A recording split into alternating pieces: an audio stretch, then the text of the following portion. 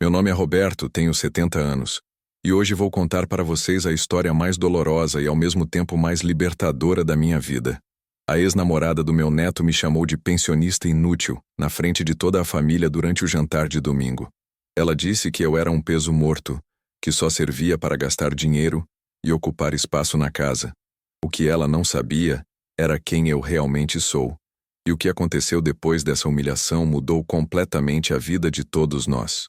Me escutem até o final, porque essa história vai mostrar para vocês como às vezes as pessoas que mais amamos podem nos decepcionar de formas inimagináveis, mas também como a verdade sempre encontra uma forma de vir à tona. E quando ela veio, Bruna, esse era o nome dela, descobriu que havia mexido com a pessoa errada. Vocês sabem como é quando alguém que você acolheu como família de repente mostra sua verdadeira face? Quando aquela pessoa doce e carinhosa que você pensava conhecer se transforma em algo completamente diferente?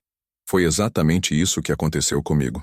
Durante 2 anos eu acreditei que Bruna era uma menina especial, que realmente amava meu neto Lucas. Ela era educada, sempre me cumprimentava com um sorriso, me chamava de vovô Roberto, com aquela voz meiga que derretia meu coração de avô. Mas no fundo mesmo, eu sempre senti que havia algo estranho nela. Sabe aquela sensação que a gente tem quando algo não está certo, mas não consegue colocar o dedo na ferida? Era exatamente isso. Tinha momentos em que eu a pegava me olhando de um jeito diferente, como se estivesse calculando alguma coisa. Tinha vezes que ela fazia perguntas sobre minha aposentadoria, sobre os investimentos da família, sobre a casa. Perguntas que na época pareciam inocentes, mas que agora fazem todo o sentido.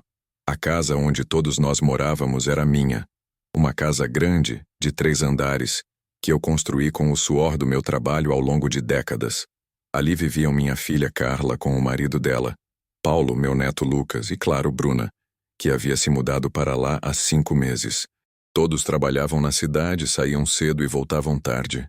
E eu ficava em casa cuidando de tudo, organizando, recebendo entregas, mantendo tudo funcionando. Mas para Bruna, eu era apenas um velho inútil que não fazia nada da vida. Para entender toda essa história, preciso voltar lá atrás para o começo de tudo.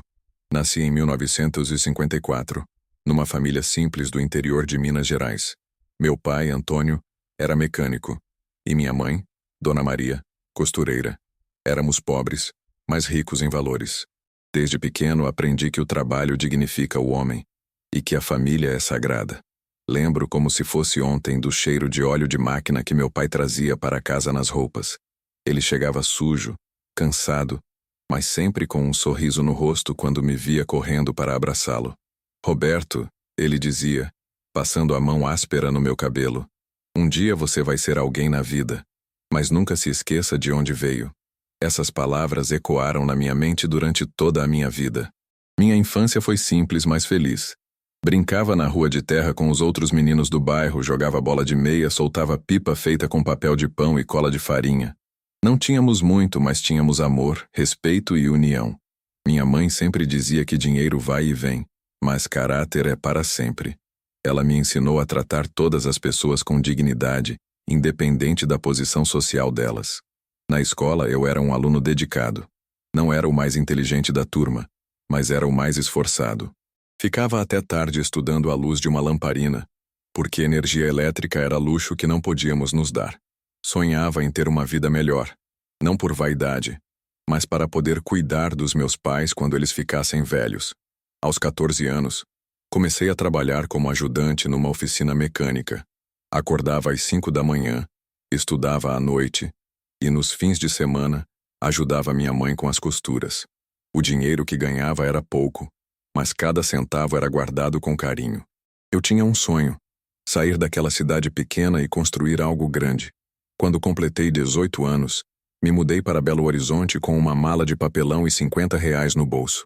Meu pai me abraçou forte na rodoviária e disse, vai, meu filho, mas lembra que você sempre terá um lar aqui. Chorei durante toda a viagem, mas sabia que era o caminho certo. Na capital, consegui emprego numa metalúrgica. Morava num quarto minúsculo numa pensão, dividia o banheiro com outros 10 inquilinos e comia miojo quase todos os dias. Mas eu estava feliz, porque estava construindo meu futuro. Durante o dia trabalhava na fábrica, À noite fazia curso técnico e nos fins de semana estudava administração. Foi numa festa da empresa que conheci Helena, a mulher que se tornaria minha esposa e mãe da minha filha. Ela era secretária do gerente, uma moça linda, inteligente e de família. Quando a vi pela primeira vez usando um vestido azul claro, sorrindo para os colegas, soube que era ela. Demorei 3 meses para ter coragem de convidá-la para sair. Nossa primeira conversa durou a noite inteira. Falamos sobre sonhos, sobre família, sobre o futuro que queríamos construir. Helena me contou que também vinha de família simples, que também tinha sonhos grandes. Aquela noite, sentados num banco da praça olhando as estrelas, eu soube que havia encontrado minha companheira para a vida toda. Helena e eu nos casamos 2 anos depois, numa cerimônia simples, mas cheia de amor. Ela estava linda de branco, eu de terno emprestado do meu chefe, e nossos pais chorando de emoção nas primeiras fileiras da igrejinha do bairro. Não tínhamos muito dinheiro, mas tínhamos sonhos gigantes e a certeza de que juntos poderíamos conquistar qualquer coisa. Alugamos uma casinha pequena nos arredores de Belo Horizonte. 2 quartos, uma sala, uma cozinha minúscula e um quintal onde Helena plantou suas primeiras flores. Eu trabalhava na metalúrgica durante o dia e ela continuava como secretária. À noite, estudávamos juntos na mesa da cozinha, planejando o nosso futuro. 3 anos depois do casamento, Helena engravidou da nossa Carla. Lembro do dia em que ela me contou a notícia. Eu havia chegado do trabalho cansado e sujo, quando ela apareceu na porta com um sorriso diferente no rosto. Roberto, ela disse, segurando minhas mãos. Vamos ser 3. Chorei como uma criança. Ali, naquele momento, entendi o verdadeiro significado da palavra responsabilidade. Carla nasceu numa manhã de setembro, pesando 3,2 kg. Quando o médico a colocou nos meus braços, senti que minha vida havia mudado para sempre. Aquele serzinho pequeno e frágil dependia de mim, e eu faria qualquer coisa para protegê-la e dar a ela tudo que eu não tive. Com a chegada da Carla, nossa vida ficou mais apertada financeiramente, mas mais rica em amor. Helena parou de trabalhar para cuidar da bebê, e eu assumi a responsabilidade de sustentar a família sozinho. Comecei a fazer horas extras na metalúrgica. Peguei trabalhos de fim de semana, qualquer coisa para garantir que não faltasse nada em casa. Foi nessa época que tive a ideia que mudaria nossa vida para sempre. Observando o crescimento da cidade, percebi que havia uma demanda enorme por peças metálicas para a construção civil. Conversei com Helena sobre a possibilidade de abrir nossa própria empresa. Ela me apoiou completamente, mesmo sabendo dos riscos. Juntamos todas as nossas economias, vendemos alguns móveis e eu pedi demissão da metalúrgica. Com o dinheiro da rescisão e nossas economias, alugamos um galpão pequeno e compramos algumas máquinas usadas. Helena voltou a trabalhar meio período e eu me dediquei integralmente ao negócio. Os primeiros meses foram terríveis. Havia dias em que não conseguíamos nenhum cliente. Eu saía de manhã para visitar construtoras e voltava à noite de mãos vazias. Helena nunca reclamou, nunca me pressionou, sempre me incentivou a continuar. Vai dar certo, Roberto, ela dizia, me abraçando quando eu chegava desanimado. Eu acredito em você. E deu certo. Lentamente conseguimos nossos primeiros clientes. A qualidade do nosso trabalho falava por si só. Eu era perfeccionista, não entregava nada que não estivesse perfeito. Helena cuidava da parte administrativa com uma competência impressionante. Em 2 anos, já tínhamos 5 funcionários e uma cartela de clientes fiéis. Carla crescia linda e inteligente. Aos 5 anos já sabia ler e escrever. Sempre foi uma menina estudiosa, carinhosa, que me enchia de orgulho. Nos fins de semana, eu a levava para conhecer as obras onde fornecíamos material. Ela ficava fascinada vendo os prédios crescerem. Papai, ela dizia, você está ajudando a construir a cidade. E eu me sentia o homem mais importante do mundo. Com o passar dos anos, nossa empresa cresceu exponencialmente. O que começou como um pequeno negócio familiar se transformou numa das principais fornecedoras de estruturas metálicas da região metropolitana. Tínhamos mais de 50 funcionários, 3 galpões e contratos com as maiores construtoras da cidade. O sucesso nos permitiu realizar sonhos que pareciam impossíveis. Compramos nossa primeira casa própria quando Carla tinha 8 anos. Era uma casa grande, com um quintal espaçoso onde ela podia brincar e um escritório onde eu podia trabalhar em casa quando necessário. Helena finalmente teve a cozinha dos seus sonhos. E eu, uma oficina onde podia trabalhar nos meus projetos pessoais. Carla se formou em administração e, naturalmente, veio trabalhar conosco. Ela tinha uma visão moderna dos negócios que complementava perfeitamente minha experiência prática. Juntos modernizamos a empresa, implementamos novos sistemas, expandimos para outros estados. Ela se casou com Paulo, um engenheiro civil que conheceu na faculdade, um rapaz sério e trabalhador que eu aprovei imediatamente. Quando Lucas, meu neto, nasceu, senti que minha vida estava completa. Aquele menino era a continuação da nossa família, o futuro da nossa empresa, a realização de todos os nossos sonhos. Eu o mimava sem limites, levava para todos os lugares, ensinava tudo o que sabia sobre negócios e sobre a vida. Helena e eu decidimos construir uma casa maior, onde toda a família pudesse morar junta. Queríamos que Lucas crescesse cercado de amor, que tivesse a estabilidade e a união familiar que nem eu nem Helena tivemos na nossa infância. A casa ficou linda. 3 andares, 6 quartos, uma sala enorme onde toda a família se reunia para as refeições. Lucas cresceu sendo o centro das nossas atenções. Era um menino inteligente, curioso, que adorava ouvir minhas histórias sobre como construímos tudo do zero. Eu via nele a continuação do nosso legado, o futuro da empresa que Helena e eu construímos com tanto sacrifício. Quando ele completou 18 anos, começou a trabalhar conosco durante as férias da faculdade. Mostrava interesse genuíno pelos negócios, fazia perguntas inteligentes, tinha ideias inovadoras. Eu estava orgulhoso e confiante de que ele seria o sucessor ideal. Foi durante o último ano da faculdade que Lucas conheceu Bruna. Ele a trouxe para casa num domingo, apresentando-a como sua namorada. Ela era bonita, educada, falava bem, parecia uma menina de família. Helena e eu a recebemos de braços abertos, felizes por ver nosso neto apaixonado. Bruna era estudante de psicologia, vinha de uma família de classe média, morava com os pais num apartamento no centro da cidade. Nas primeiras visitas, ela era tímida, respeitosa, sempre oferecia ajuda na cozinha, elogiava a comida de Helena, me tratava com carinho e respeito. Lentamente, ela foi se tornando parte da família. Participava dos nossos almoços de domingo, das nossas comemorações, das nossas conversas. Lucas estava visivelmente feliz, e isso nos deixava felizes também. Quando eles completaram 2 anos de namoro, Lucas sugeriu que ela se mudasse para nossa casa. Vovô, ele me disse numa conversa particular, Bruna está tendo dificuldades financeiras em casa. Os pais dela estão passando por problemas, e ela está pensando em trancar a faculdade para trabalhar. Será que ela não poderia morar aqui conosco? Assim ela poderia terminar os estudos. Como eu poderia negar? Sempre acreditei na importância da educação. E se pudéssemos ajudar uma jovem a realizar seus sonhos, por que não? Helena concordou imediatamente. Preparamos um dos quartos do 2º andar para ela, compramos móveis novos, fizemos questão de que se sentisse em casa.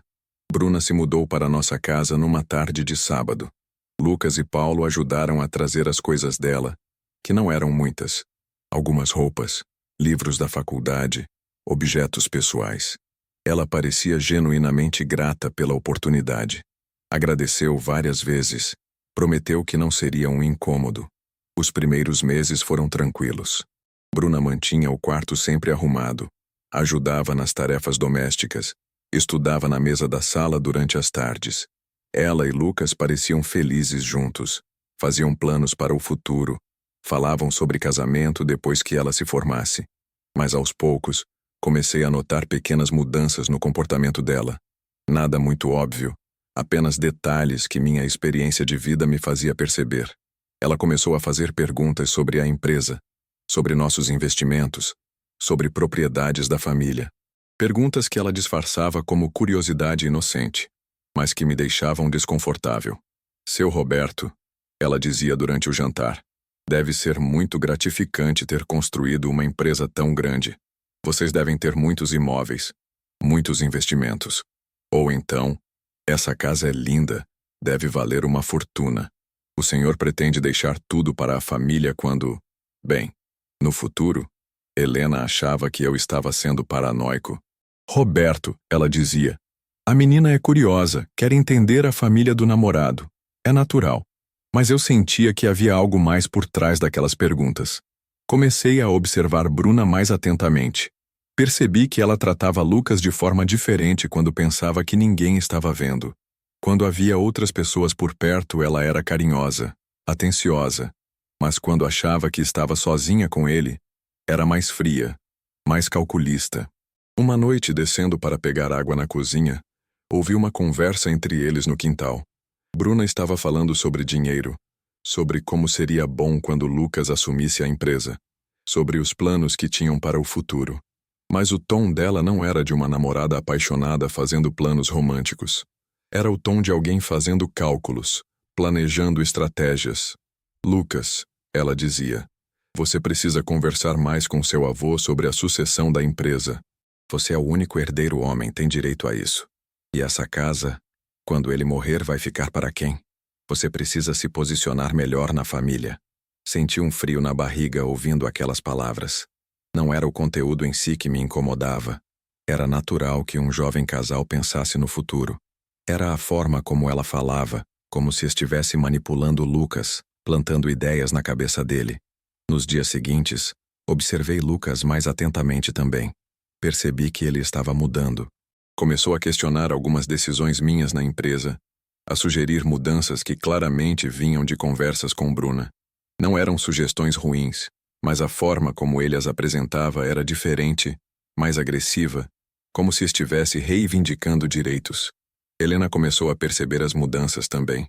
Roberto, ela me disse uma noite, você notou que Lucas está diferente? Mais distante? Mais ambicioso? Eu confirmei minhas suspeitas, mas decidimos dar tempo ao tempo. Observar mais antes de tomar qualquer atitude. Foi então que Bruna começou a mostrar sua verdadeira face de forma mais clara. Ela passou a tratar a empregada doméstica com desprezo, dando ordens como se fosse a dona da casa. Começou a reclamar da comida, da organização da casa, de pequenos detalhes que antes não a incomodavam. Mas o pior era a forma como ela começou a me tratar. Sutilmente, ela foi perdendo o respeito. Deixou de me cumprimentar pela manhã, parou de agradecer quando eu fazia algo por ela, começou a me ignorar durante as conversas familiares. Era como se eu tivesse me tornado invisível na minha própria casa. A situação foi se deteriorando gradualmente. Bruna, que antes era educada e respeitosa, começou a se comportar como se fosse a dona da casa. Ela reorganizava os móveis sem pedir permissão, mudava a programação da televisão na sala, recebia amigas em casa sem avisar ninguém. Lucas, influenciado por ela, começou a questionar minhas decisões com mais frequência. Durante as reuniões familiares sobre a empresa, ele se posicionava de forma mais agressiva, como se estivesse reivindicando um poder que ainda não tinha. Carla e Paulo notaram as mudanças e ficaram preocupados. Pai, Carla me disse numa conversa particular, o Lucas está diferente. Ele anda questionando tudo, falando sobre direitos de herança, sobre assumir a empresa. Isso não é normal nele. Eu concordei, mas ainda esperava que fosse uma fase, que ele voltaria ao normal. Mas Bruna não parava por aí.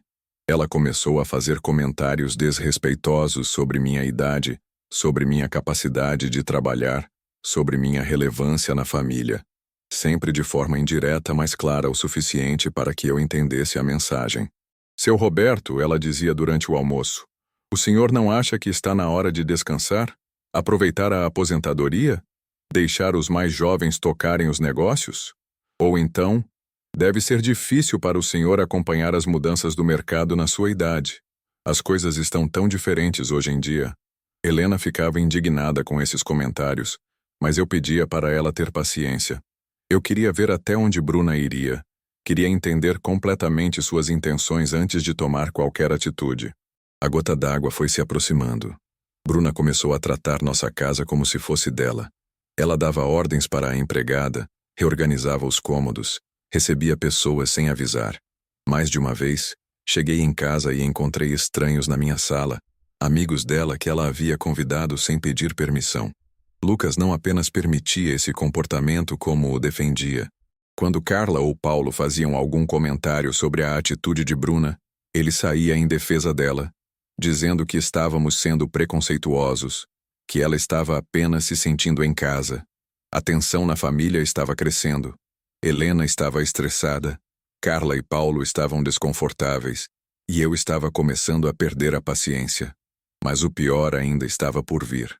Numa tarde de quinta-feira, cheguei em casa mais cedo da empresa e encontrei Bruna no meu escritório, mexendo nos meus papéis.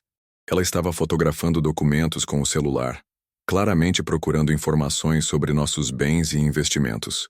Bruna, eu disse, tentando manter a calma. O que você está fazendo aqui? Ela se sobressaltou, claramente pega em flagrante, mas rapidamente se recompôs. Ah, seu Roberto, desculpe. Estava procurando uma caneta emprestada e acabei me perdendo aqui. Que escritório bonito o senhor tem. Eu sabia que ela estava mentindo, mas não disse nada naquele momento. Apenas pedi para ela sair do escritório e tranquei a porta. Naquela noite conversei com Helena sobre o que havia acontecido. Decidimos que era hora de ter uma conversa séria com Lucas. Mas quando tentamos conversar com nosso neto, ele não quis ouvir. Disse que estávamos sendo injustos com Bruna, que ela estava apenas tentando se integrar à família, que nossos comentários eram preconceituosos. A conversa terminou em discussão, com Lucas saindo de casa irritado. Foi então que percebi que havia perdido meu neto para aquela mulher. Ela havia conseguido manipulá-lo completamente, transformá-lo em alguém que eu não reconhecia mais. O menino carinhoso e respeitoso que eu havia criado havia se tornado um jovem arrogante e desrespeitoso. O domingo que mudou tudo começou como qualquer outro domingo em família. Helena havia preparado um almoço especial, como sempre fazia. Carla e Paulo chegaram cedo para ajudar. Lucas e Bruna desceram para a sala por volta do meio-dia. Tudo parecia normal, mas eu sentia uma tensão no ar que não conseguia explicar. Durante o almoço, Bruna estava particularmente falante. Ela contava histórias da faculdade, falava sobre os planos para depois da formatura. Parecia estar de excelente humor, mas eu notava um brilho diferente nos olhos dela, como se estivesse planejando alguma coisa. Depois do almoço, como de costume, nos reunimos na sala para o café e a sobremesa. Era um momento sagrado da nossa família, onde conversávamos sobre a semana, sobre os planos, sobre a vida. Helena havia feito um pudim delicioso, e todos estavam relaxados e felizes. Foi então que Bruna decidiu atacar. Sabe? Ela começou, com um sorriso que agora eu reconheço como falso. Eu estava pensando sobre a dinâmica desta casa. É interessante como algumas pessoas contribuem tanto para a família, enquanto outras apenas existem. O silêncio que se seguiu foi ensurdecedor. Todos olharam para ela, sem entender aonde ela queria chegar. Lucas parecia desconfortável, mas não disse nada. O que você quer dizer com isso, Bruna? Perguntou Carla com um tom de voz que já demonstrava irritação. Bem, Bruna continuou agora olhando diretamente para mim. É que todo mundo aqui trabalha, contribui financeiramente, tem responsabilidades. Carla trabalha na empresa, Paulo é engenheiro, Lucas está se formando e já trabalha também. Mas tem gente aqui que só gasta dinheiro, que vive às custas dos outros. Helena ficou pálida. Bruna, o que você está insinuando? Não estou insinuando nada, ela respondeu, com uma frieza que me gelou o sangue. Estou sendo direta. Seu Roberto é um pensionista inútil que vive às custas da família. Ele não trabalha mais, não contribui com nada, só gasta dinheiro e ocupa espaço nesta casa. É um peso morto. O silêncio que se seguiu foi absoluto. Ninguém se mexia, ninguém respirava. Era como se o tempo tivesse parado. Eu senti como se tivesse levado um soco no estômago. Em 70 anos de vida, nunca havia sido humilhado daquela forma. Carla foi a primeira a reagir. Como você ousa falar assim do meu pai? Quem você pensa que é? Eu penso que sou alguém que enxerga a realidade. Bruna respondeu, agora completamente desmascarada. Vocês todos trabalham para sustentar um velho que não serve para mais nada. Ele deveria estar no asilo, não aqui atrapalhando a vida de vocês. Paulo se levantou da cadeira, visivelmente irritado. Bruna, você passou dos limites. Roberto é o patriarca desta família. O homem que construiu tudo isso que você está usufruindo. Construiu? Ela riu com desdém. Isso foi há décadas. Agora ele é só um estorvo. Lucas merece coisa melhor do que ficar carregando esse peso nas costas. Foi então que olhei para Lucas, esperando que ele defendesse seu avô, que colocasse aquela mulher no lugar dela. Mas o que vi me partiu o coração. Ele estava olhando para o chão, claramente desconfortável, mas não disse uma palavra em minha defesa. Helena começou a chorar. Carla estava gritando com Bruna. Paulo tentava acalmar a situação. E eu? Eu estava sentado ali, sentindo como se meu mundo tivesse desabado. A pessoa que eu havia acolhido como família, que eu havia ajudado, que eu havia tratado como neta, havia me humilhado da pior forma possível. Mas o que mais me doía era o silêncio do meu neto. O menino que eu havia criado, que eu havia ensinado sobre respeito e família, estava ali, calado, permitindo que aquela mulher me destruísse. Levantei-me lentamente da cadeira. Todos pararam de falar e olharam para mim. Eu estava tremendo, não de medo, mas de uma mistura de raiva e decepção que nunca havia sentido antes. Bruna, eu disse, com uma voz que mal reconheci como minha, você acabou de cometer o maior erro da sua vida. Ela riu. Ah, é? E o que o senhor vai fazer? Me expulsar da casa? Esta casa onde eu moro há 5 meses, onde tenho direitos. Direitos? Eu repeti, sentindo uma calma estranha tomando conta de mim. Você acha que tem direitos aqui? Claro que tenho. Sou namorada do Lucas há 2 anos, moro aqui há 5 meses. Tenho direitos sim. E o senhor, meu caro pensionista, não pode fazer nada contra mim. Foi nesse momento que eu sorri. Um sorriso que deve ter parecido estranho para todos ali, porque vi o rosto de Bruna mudar ligeiramente. Sabe, Bruna, eu disse ainda sorrindo. Você tem razão sobre uma coisa. Eu realmente sou um pensionista. Mas você esqueceu de uma coisa muito importante. Ah, é? E o que seria? Você esqueceu de descobrir de onde vem minha pensão. O sorriso no rosto de Bruna começou a desaparecer. Ela percebeu que havia algo que não sabia. Algo importante que poderia mudar completamente a situação. Lucas finalmente levantou os olhos do chão e me olhou com curiosidade. O que o senhor quer dizer com isso, vovô? Ele perguntou, e pela primeira vez naquela tarde, ouvi um tom de respeito na voz dele. Bem, eu disse caminhando lentamente até a janela da sala. Já que a Bruna acha que eu sou um peso morto, um pensionista inútil, acho que é hora de esclarecer algumas coisas sobre quem eu realmente sou. Helena parou de chorar e me olhou com um sorriso nos lábios. Ela sabia o que estava vindo. Carla e Paulo também sorriram porque eles conheciam a verdade. Apenas Lucas e Bruna não sabiam de tudo. Vocês sabem que eu construí a empresa do zero, que trabalhei duro a vida toda para dar uma vida boa para minha família. Mas o que vocês não sabem é que há 10 anos eu vendi a empresa. O silêncio na sala era total. Lucas arregalou os olhos. Vendeu? Mas vovô, a empresa ainda existe, ainda tem o nosso nome. Sim, Lucas, a empresa ainda existe e ainda tem nosso nome, mas ela não é mais nossa. Eu a vendi para um grupo empresarial por uma quantia que vocês não imaginam. O acordo foi que eu continuaria como consultor vitalício, que a família continuaria trabalhando lá e que o nome da empresa seria mantido. Mas o dinheiro da venda... Bem, esse dinheiro está todo investido em meu nome. Bruna estava ficando pálida. Mas isso não é possível. Vocês todos trabalham na empresa? Sim, nós trabalhamos na empresa. Carla é diretora administrativa. Paulo presta consultoria. Lucas é estagiário. Todos recebem salários excelentes. Mas a empresa não é mais nossa. E sabe por que eu fiz isso, Bruna? Ela não respondeu, apenas me olhou com uma expressão de crescente pânico. Eu fiz isso porque, aos 60 anos, percebi que queria garantir o futuro da minha família de uma forma que nenhuma empresa poderia garantir. Vendi tudo e investi o dinheiro em fundos, ações, imóveis, aplicações que me rendem mensalmente mais do que a empresa rendia em 1 ano. Lucas estava boquiaberto.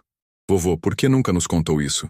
Por que, meu neto? Eu queria que vocês continuassem trabalhando, continuassem se esforçando, continuassem sendo pessoas dignas. Se soubessem que eu tinha tanto dinheiro, talvez se acomodassem.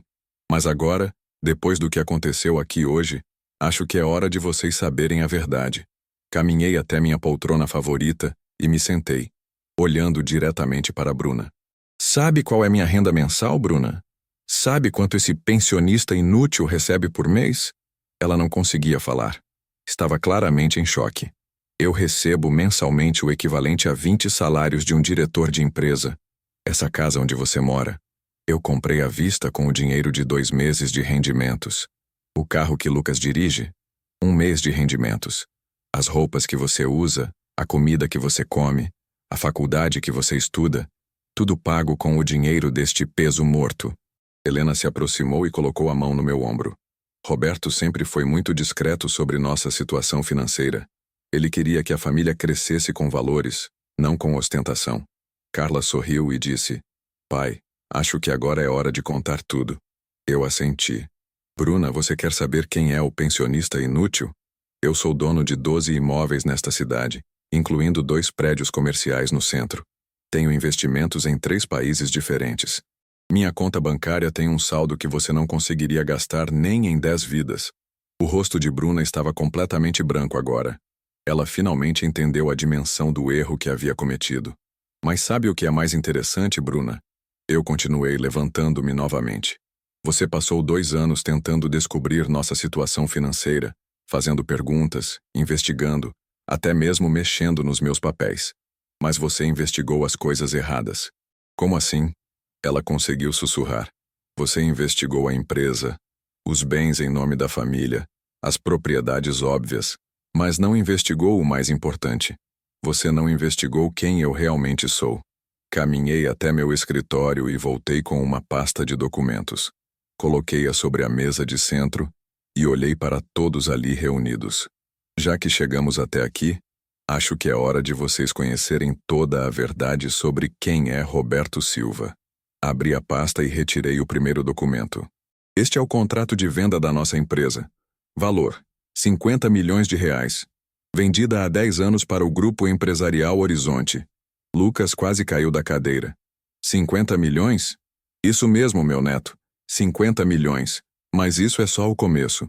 Peguei outro documento. Estes são os extratos dos meus investimentos dos últimos 5 anos. Rendimento médio mensal: 2 milhões e meio. Bruna estava tremendo visivelmente agora. Ela finalmente entendeu que havia atacado a pessoa errada. Mas sabe o que é mais interessante? Eu continuei pegando outro papel. Esta é a escritura desta casa. Valor de mercado atual: 8 milhões de reais. Comprada à vista, sem financiamento. Helena sorriu e disse: Roberto, mostra para eles a pasta azul. Eu peguei outra pasta e a abri. Estes são os documentos dos outros imóveis. 12 propriedades, incluindo 2 prédios comerciais, 3 casas de veraneio e 7 apartamentos que eu alugo. Renda mensal só dos aluguéis: 400 mil reais. Paulo assoviou baixinho. Roberto, eu sabia que vocês tinham uma boa situação, mas não imaginava que fosse assim. Pois é, Paulo. Eu sempre fui discreto. Mas agora vocês entendem por que eu disse que Bruna cometeu o maior erro da vida dela? Olhei diretamente para ela, que estava claramente em pânico. Bruna, você passou 2 anos tentando se aproximar da família, pensando que estava dando um golpe num velho aposentado e numa família de classe média alta. Você não fez ideia de que estava tentando dar um golpe num multimilionário. Lucas finalmente encontrou a voz. Vovô, por que nunca nos contou isso? Por que, Lucas? Eu queria que vocês crescessem com valores. Queria que trabalhassem, que se esforçassem, que fossem pessoas dignas. Se soubessem desde pequenos que éramos ricos, talvez não tivessem desenvolvido caráter. Carla se aproximou e me abraçou. Pai, o senhor sempre foi sábio. Nós crescemos trabalhando, estudando, nos esforçando. Isso nos fez pessoas melhores. Exatamente. E agora vocês entendem por que a atitude da Bruna me deixou tão indignado. Ela não apenas me desrespeitou, ela mostrou que não tem caráter, que não merece fazer parte desta família. Bruna finalmente conseguiu falar, com uma voz trêmula. Seu Roberto, eu não sabia. Você não sabia o quê, Bruna? Não sabia que devia respeitar os mais velhos? Não sabia que estava sendo sustentada por mim? Não sabia que esta casa é minha? Que tudo aqui é meu? Ela começou a chorar. Eu peço desculpas. Eu não queria... Não queria o quê? Não queria me humilhar na frente da minha família? Não queria me chamar de peso morto? Não queria dizer que eu deveria estar num asilo? Lucas finalmente reagiu. Bruna, como você pôde falar assim do meu avô? Ele te acolheu, te ajudou, te tratou como família. Lucas, eu estava nervosa, eu não pensei. Não pensou? Eu interrompi. Bruna, você pensou sim. Você pensou muito. Você passou meses planejando isso, manipulando meu neto, tentando descobrir nossa situação financeira. Você pensou que tinha descoberto tudo, que podia me atacar porque eu era apenas um velho indefeso. Peguei meu celular e mostrei para ela. Sabe o que é isso, Bruna? É o número do meu advogado. Um dos melhores advogados da cidade que cuida dos meus negócios há 15 anos. Quer saber o que ele pode fazer com alguém que me ameaça ou me desrespeita? Ela estava soluçando agora. Por favor, seu Roberto. Eu imploro. Implora o quê? Implora para eu esquecer que você me humilhou? Implora para eu fingir que não ouvi você dizer que eu deveria estar num asilo? Implora para eu continuar sustentando alguém que me despreza? Helena se aproximou e disse suavemente. Roberto, acho que ela entendeu o recado. Entendeu? Eu perguntei, olhando para Bruna. Você realmente entendeu, Bruna? Entendeu que atacou a pessoa errada? Entendeu que tudo que você tem, tudo que você usa, tudo que você come é pago por este pensionista inútil? Ela assentiu desesperadamente, sem conseguir parar de chorar. Então agora você vai entender mais uma coisa. Eu disse, pegando outro documento da pasta. Este é o testamento que eu fiz há 5 anos. Nele, eu deixo tudo para minha família. Para Helena, para Carla, para Paulo e para Lucas. Mas sabe o que é interessante sobre testamentos, Bruna? Ela me olhou com terror nos olhos. Testamentos podem ser alterados a qualquer momento. Hoje, 6 meses depois de tudo que aconteceu, acordo todas as manhãs com uma sensação que não sentia há muito tempo. Paz. Uma paz profunda, verdadeira, que vem de quem finalmente conseguiu mostrar sua verdadeira essência para as pessoas que mais ama. Não é a paz de quem se resignou ou de quem desistiu de lutar, mas a paz de quem lutou a batalha certa, da maneira certa, e venceu não apenas o conflito, mas conquistou algo muito mais valioso: o respeito e o reconhecimento da própria família. A casa continua a mesma, mas o ambiente mudou completamente. Onde antes havia tensão disfarçada de harmonia, agora existe uma harmonia genuína. Onde antes eu caminhava pelos corredores sentindo que estava incomodando, agora caminho sabendo que sou o patriarca respeitado desta família. E a diferença não está apenas no comportamento dos outros comigo, mas principalmente na forma como eu mesmo me vejo e me posiciono. Minha filha Ana me procura quase todos os dias para conversar sobre os negócios, sobre as decisões familiares, sobre os planos para o futuro. Ela me pede conselhos não por obrigação ou por interesse, mas porque finalmente compreendeu que por trás deste homem de 70 anos existe uma mente brilhante que construiu tudo o que ela hoje desfruta. Pai, ela me disse semana passada, eu sempre soube que o Senhor era especial, mas nunca imaginei que fosse tão poderoso. E quando ela disse isso, não estava falando apenas do dinheiro ou dos bens materiais. Estava falando do poder de caráter, da força de personalidade, da capacidade de transformar uma situação aparentemente perdida em uma vitória completa.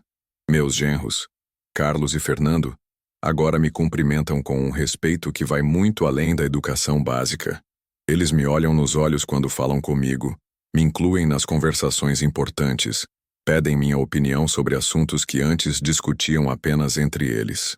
Carlos, que sempre foi mais reservado, me confessou que se sentia intimidado por mim, mas que agora entende que essa intimidação vinha do reconhecimento inconsciente de que eu era muito mais do que aparentava ser. Seu Roberto, ele me disse, o Senhor me ensinou que a verdadeira força não está em gritar ou se impor, mas em saber exatamente quando e como agir. Mas talvez a mudança mais significativa tenha acontecido com meus netos. Gabriel, que estava no centro de toda essa tempestade, se transformou completamente. Ele não apenas terminou definitivamente com Bruna, mas também passou a me procurar regularmente para conversas que vão muito além do "Oi, vô, tudo bem?". Ele quer saber sobre minha juventude, sobre como construir minha empresa, sobre as decisões difíceis que tive que tomar ao longo da vida. "Vô", ele me disse outro dia, "eu quero ser como o senhor quando crescer. Não só ter sucesso, mas ter a sabedoria de saber como lidar com as pessoas." E não é apenas Gabriel.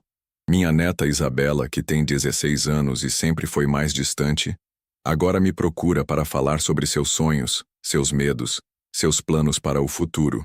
Ela me disse que quer estudar administração porque se inspirou na forma como eu conduzi toda aquela situação. Vô, o senhor não destruiu a Bruna. O senhor simplesmente mostrou quem ela realmente era. Isso é inteligência pura. Essas palavras vindas de uma adolescente me tocaram mais profundamente do que qualquer elogio que já recebi em reuniões de negócios. O pequeno Miguel, de apenas 8 anos, agora corre para me abraçar toda vez que me vê. Ele não entende completamente o que aconteceu, mas percebe que o clima da casa mudou, que todos estão mais felizes, mais unidos. E ele, com a inocência das crianças, me disse algo que me fez chorar. Vô, agora todo mundo gosta do senhor do jeito que eu sempre gostei. Porque as crianças elas sempre souberam. Elas sempre viram em mim o que os adultos demoraram tanto para reconhecer. Minha rotina também mudou, mas de uma forma muito positiva. Voltei a me envolver mais ativamente com minha empresa. Não porque preciso, mas porque quero. Meus sócios, que há anos me tratavam como um consultor aposentado, agora me procuram semanalmente para discutir estratégias, para pedir conselhos sobre investimentos, para apresentar novos projetos.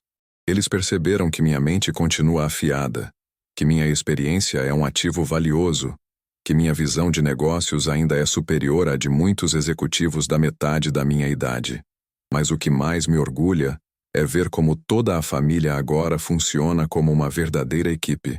Nas reuniões familiares que acontecem todo domingo, todos participam das discussões, todos opinam sobre os rumos que devemos tomar, mas todos também reconhecem que a palavra final é minha. Não por imposição, não por autoritarismo, mas por reconhecimento natural da minha experiência e sabedoria. É assim que uma família deve funcionar, com respeito mútuo, mas com hierarquia clara baseada na competência e na experiência. Estabeleci também algumas mudanças práticas na dinâmica da casa. Agora temos reuniões mensais onde discutimos o orçamento familiar, os investimentos, os planos de cada um. Todos sabem exatamente de onde vem o dinheiro que sustenta nosso padrão de vida. Todos entendem que não é mágica, que é resultado de décadas de trabalho duro e decisões inteligentes. E todos, absolutamente todos, participam de alguma forma da manutenção desse patrimônio, seja através de trabalho, seja através de estudos, seja através de comportamento responsável. Criei também um fundo educacional para meus netos com regras claras. Eles terão acesso aos recursos para estudar o que quiserem, onde quiserem, mas precisam demonstrar comprometimento, responsabilidade e respeito pelos valores familiares. Gabriel já está se preparando para prestar vestibular para engenharia, inspirado nas histórias que conto sobre a construção da empresa. Isabela quer fazer administração e já começou a frequentar algumas reuniões da empresa como observadora. Até o pequeno Miguel já fala em trabalhar com o vô quando crescer. Quanto a Bruna, ela simplesmente desapareceu de nossas vidas como se nunca tivesse existido. Soube por comentários que ela tentou se aproximar de outras famílias da região, sempre com o mesmo padrão. Procurava homens jovens de famílias abastadas, se mostrava doce e compreensiva no início e depois começava a demonstrar interesse pelos bens materiais. Mas parece que sua reputação a precedeu. A comunidade é pequena, as pessoas conversam, e a história de como ela foi desmascarada em nossa casa se espalhou rapidamente. Não sinto raiva dela, nem desejo de vingança. Na verdade, sinto uma estranha gratidão, porque foi através da presença dela em nossas vidas que consegui mostrar para minha família quem eu realmente sou. Foi através do conflito que ela gerou que todos nós nos aproximamos mais, que as máscaras caíram, que as verdades vieram à tona. Ela foi, sem saber, o catalisador que nossa família precisava para se fortalecer.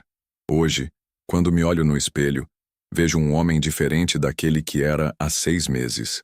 Não fisicamente. Continuo sendo o mesmo senhor de 70 anos, com os mesmos cabelos brancos, as mesmas rugas que contam a história de uma vida inteira. Mas meus olhos brilham diferente. Há uma confiança ali, uma serenidade, uma certeza de que ocupo o lugar que mereço na vida e na família. Aprendi que não importa a idade que tenhamos, nunca é tarde para nos reinventarmos, para mostrarmos nossa verdadeira força, para conquistarmos o respeito que merecemos. Aprendi que a paciência não é sinônimo de fraqueza, que a observação silenciosa pode ser mais poderosa que 1000 palavras, que o momento certo de agir vale mais que a pressa de reagir. Aprendi também que o amor verdadeiro às vezes exige firmeza, que proteger a família pode significar tomar decisões difíceis, que ser patriarca não é apenas dar dinheiro e sustento, mas também dar direção, orientação, exemplo de caráter e integridade. Hoje, quando meus netos me apresentam para os amigos, ouço o orgulho em suas vozes. Este é meu avô, ele é empresário, ele é muito inteligente, ele cuida de toda a nossa família. Não é mais este é meu avô que mora com a gente, mas este é meu avô que é o chefe da nossa família. A diferença pode parecer sutil, mas para mim representa uma transformação completa na forma como sou visto e respeitado. E sabe o que mais me emociona? É perceber que agora sou realmente um exemplo para eles. Não apenas o avô que dá presentes e conta histórias, mas o homem que eles querem se tornar quando crescerem. O homem que soube enfrentar uma situação difícil com inteligência, que soube proteger sua família sem destruir ninguém, que soube mostrar sua força sem precisar humilhar os outros. Às vezes, nas noites silenciosas, quando toda a casa está dormindo, eu fico na varanda olhando as estrelas e pensando em toda essa jornada. Penso no homem que eu era, no homem que me tornei, nas lições que aprendi, nas vitórias que conquistei. E sempre chego à mesma conclusão. Valeu a pena. Cada momento de dor, cada instante de humilhação, cada segundo de incerteza valeu a pena para chegar até aqui. Porque hoje, eu não sou apenas Roberto, o aposentado de 70 anos que mora com a família. Eu sou Roberto, o patriarca respeitado, o empresário bem-sucedido, o avô admirado, o homem que soube transformar uma crise em oportunidade, uma humilhação em vitória, um momento de fraqueza aparente em demonstração de força real. E você que está me ouvindo agora, já passou por algo parecido? Já se sentiu desrespeitado em sua própria casa, subestimado por pessoas que deveriam te valorizar? Já teve que provar seu valor para aqueles que mais ama? Me conte sua história nos comentários. Porque histórias como essas nos ensinam que nunca é tarde para mostrarmos quem realmente somos, que a idade pode trazer sabedoria em vez de fraqueza, e que o respeito verdadeiro não é dado por obrigação, mas conquistado através de caráter, inteligência e amor genuíno pela família.